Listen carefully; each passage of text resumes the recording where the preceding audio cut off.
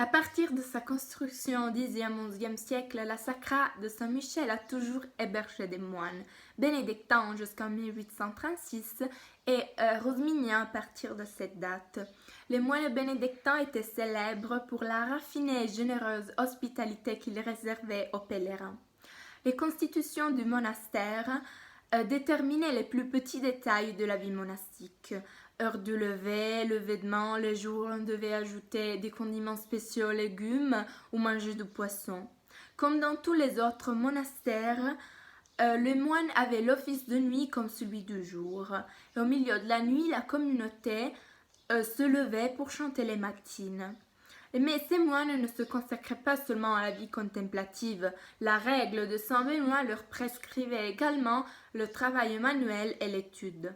Les moines de l'abbaye contribuèrent à la régénération de la population agricole et au redémarrage économique de la vallée du Suse, en cultivant et en faisant renaître les vastes territoires qu'ils recevaient en culte et non défrichés.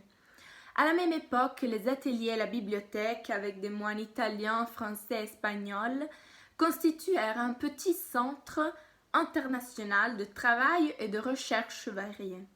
On y discutait de théologie et de philosophie, on y dispensait un enseignement pour le clerc et les laïcs, on y composait des chroniques et de la musique sacrée et on y copiait des œuvres antiques. En 1622, le monastère fut supprimé parce que la Sacra continuait à se dépeupler de ses moines. Pendant 2 siècles, l'abbaye fut habitée seulement par un chapelain et un clerc. En 1836, le roi Charles Albert, qui avait à cœur de redonner vie à l'abbaye, proposa l'œuvre de restauration à Antonio Rosmini, philosophe et fondateur des Pères rosminiens, qu'il accepta, la trouvant conforme à la finalité de la congrégation naissante. Maintenant, ils y habitent depuis plus de 180 ans.